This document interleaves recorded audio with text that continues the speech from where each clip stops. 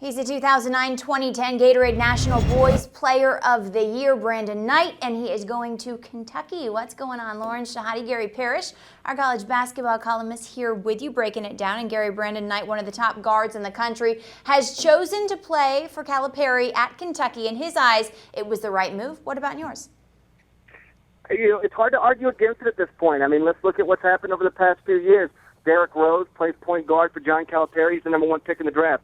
Tyreke Evans plays point guard for John Calipari. He's the top 5 pick. John Wall plays point guard for John Calipari. He will be the #1 pick in this draft. So if the sales pitch is, listen, you come play for me, you'll play point guard for me, you'll be a one-and-done guy and a guaranteed top 5 pick. It's happened 3 straight years, and I don't see any reason why it wouldn't happen with Brandon Knight. And, again, Brandon had a lot of opportunities on the table. He could have gone and played practically anywhere, but playing point guard for John Calipari has been there's a trend that's developed. It will get you to the NBA, and it will get you there quickly, and I think Brandon will be the 4th in a row. You say he could have gone anywhere. He's a South Florida guy, and he definitely could have gone to Gainesville for the Florida Gators. Why didn't they close that deal?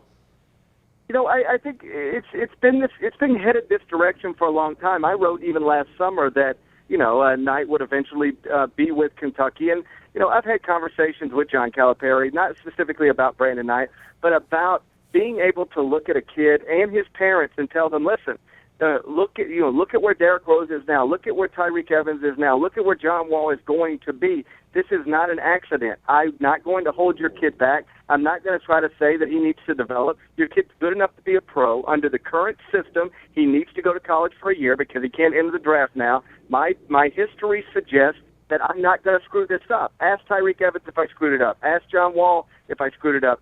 Ask Derrick Rose if I screwed it up. If you want to guarantee that your kid's a millionaire and in the NBA 12 months from now, I'm the guy to play for. Now, the argument against that, if you're Billy Donovan, is, listen, John Wall, Tyreke Evans, and Derrick Rose could have played at Penn State, and they would have been one-year college players and lottery picks. But, again, you sell what you can sell, and John Calipari has done a really good job of selling this, and it seems to be working. Would this not have happened if John Wall had not left to the NBA? That spot wouldn't have been there for him to be the star, Gary.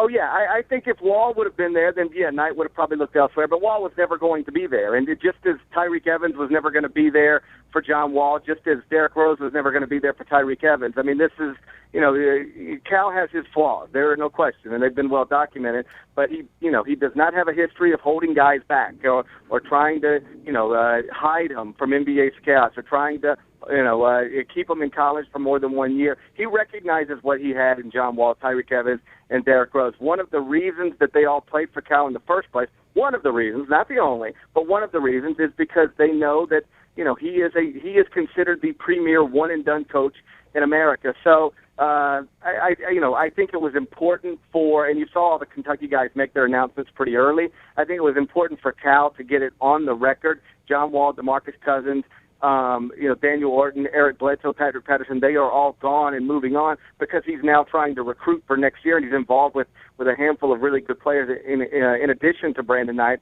But again, I don't think that ever really entered the conversation because nobody ever assumed John Wall would be a sophomore in college.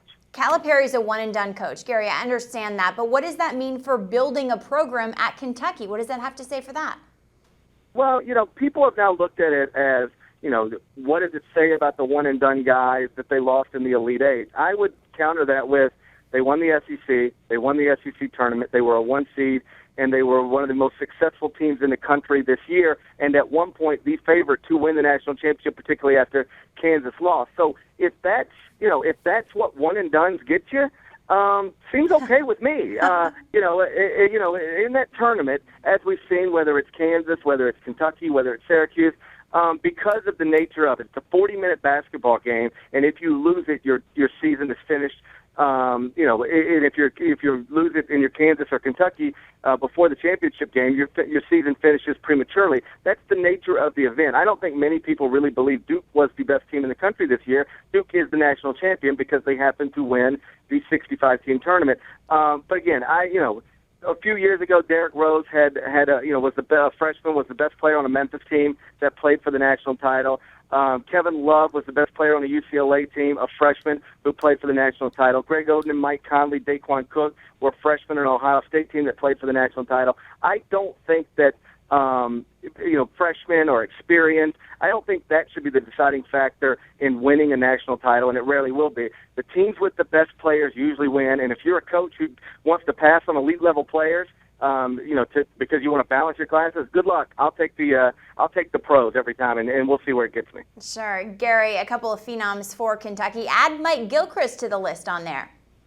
Yeah, he also is committed, and not a surprise that he's going to play for John Calipari. The kid was first quoted when he was 13 years old, saying he wanted to play at Memphis because Cal was there at that time, the coach at Memphis. He's from the Philly, New Jersey area, so Cal's got strong recruiting ties up there.